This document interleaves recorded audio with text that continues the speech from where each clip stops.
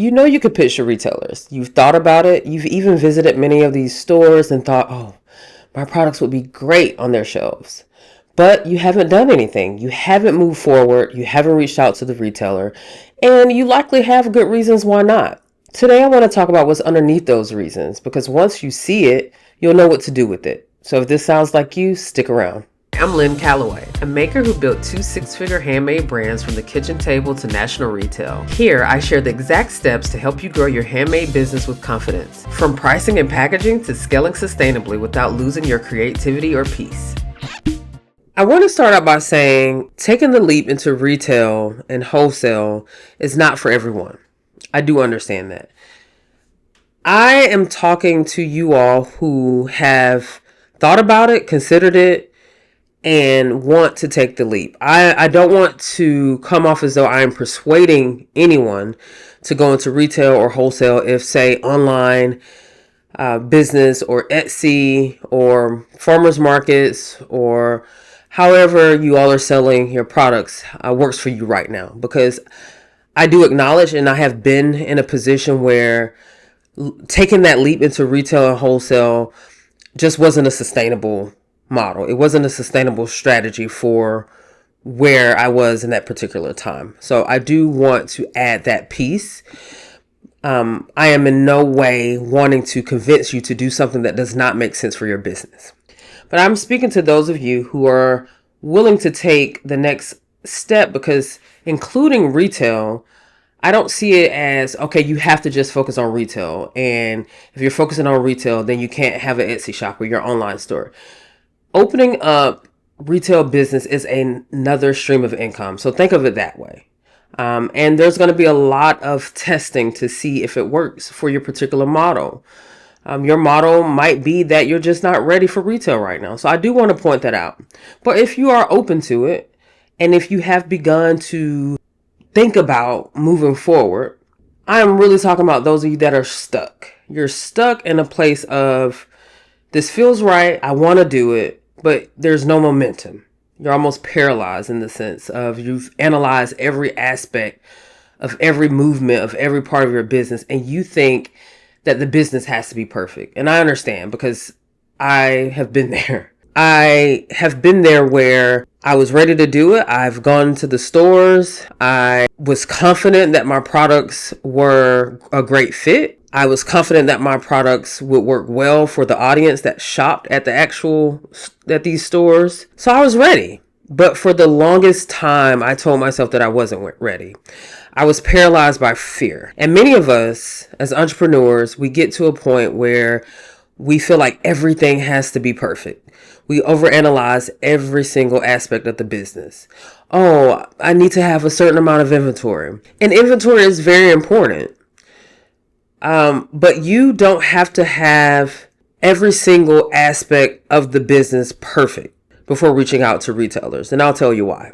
I believe if you have not done a lot of business with retailers, the assumption is that as soon as they say, hey, I'm interested, you have to deliver your products like the next day. At least that's what I thought. I thought, okay, I'm going to reach out to these people and they're going to send a PO, and I'm going to be scrambling and all these different things. I will say that specifically if you're finding the right retail partners, which is very, very important, right? You don't just want to chase shelf space. You don't just want to go after retailers just for the sake of having your brand at their store, and have not considered all the things that you need to consider when it comes to shopping around to figure out who's a good retail partner.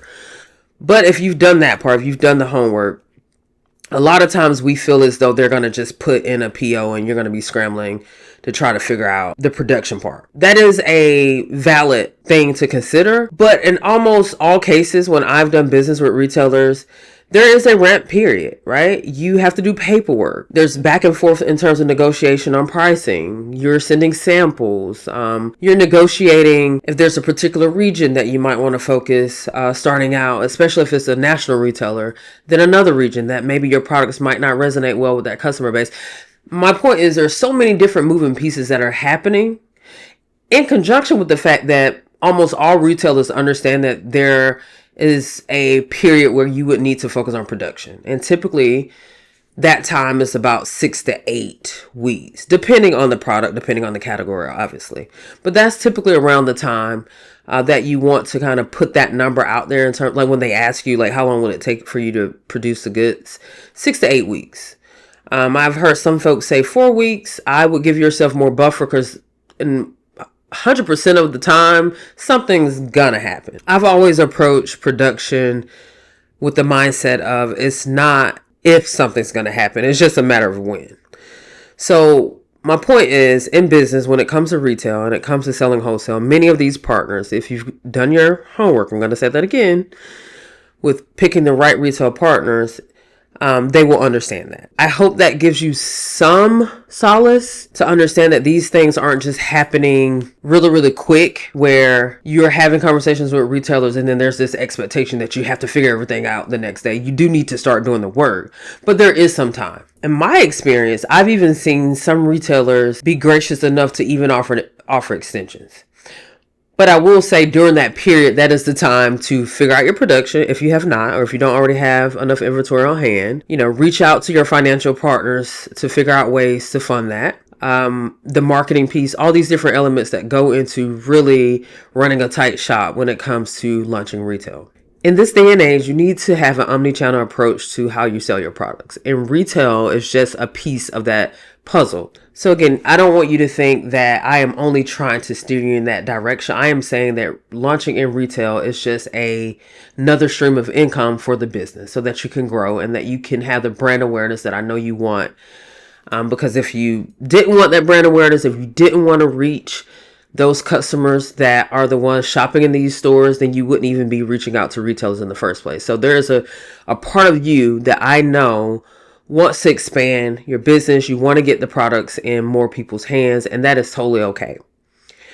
But I want you to unlock the reasons why you haven't made that leap, why you haven't pressed the send button, why you haven't started to look for the right contacts to reach out to at your favorite boutique or the favorite store in your neighborhood that maybe you feel as though your products will be such a great fit. Why haven't you? Why haven't you made the move? And that is typically rooted in fear. Sometimes that's rooted in imposter syndrome. A lot of us entrepreneurs are just going. We are mothers, we're fathers, we're aunts, we're uncles, we're grandparents, we wear so many different hats. Many of us still have a 9-to-5. It's really hard to really smell the roses sometimes and take a step back and say, I've done this. I've gotten this far.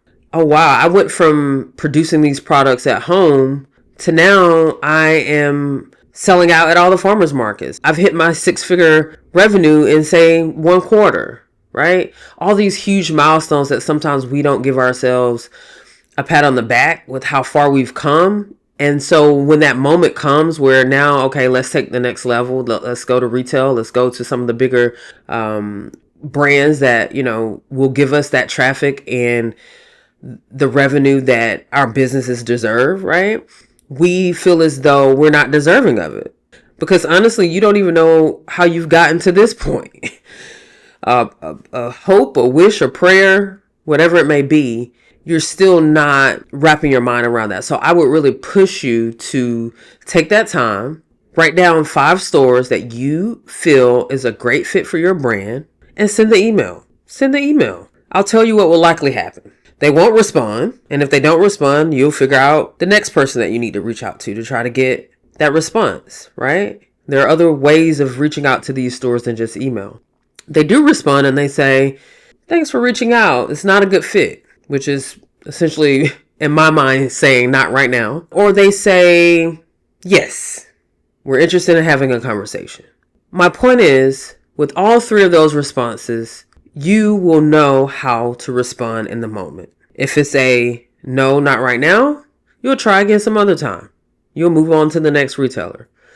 If it is yes, you're probably going to be very excited and nervous at the same time, but you'll move to the next step. You'll schedule that meeting. You'll send those samples. If they go dark on you and they ghost you and don't respond, which will happen a lot, right? Then you'll figure out the next move. And another thing, You have to get comfortable in this line of work, in this business, with being told no. I think a lot of the fear that we have is that we're afraid of being told no. This is your baby. You've created this. This is your brainchild. You've created this piece of art. You've crocheted this sweater, this hat, this line of earrings that you've created. You have a beautiful collection of eyewear. You have created these beautiful clay pieces. Whatever it is that you have created, and it is your brainchild, and it is your brand and your business. Whatever it is, as a maker, as a product business owner, as a creator, it is hard to hear someone say, I'm not interested. It is hard to hear someone say, oh, nice, and then you don't hear from them again. It's hard. Don't take it personal. Don't take it personal, especially when it comes to buyers. They see so many different brands that come across their desk. It's hard for them to categorize and follow up with all these different brands. It's really hard. So part of it is they don't know you. They don't know you. They don't know your story. They don't know how great your products are. At this point, they likely haven't even received a sample. It is your job to communicate that, to promote that, to go out and to evangelize your brand. And those retailers, those groups of people, I call them my tribe, they will find you. They will say yes. And I find solace in that.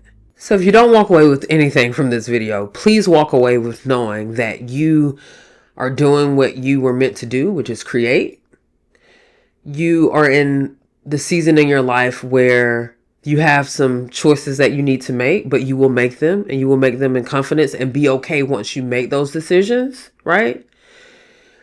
I want you to understand that just take it one day at a time. Take it one day at a time. That retailer, that brand that you want to partner with, it will come. It will come. It will come in due time. You have to do the work. I always say that. You have to do the work, but it will come. I want you to understand that I see you. I hear you. I was once there, and I can tell you on the other end of it, everything will work out. You just have to believe it. Until next time, bye.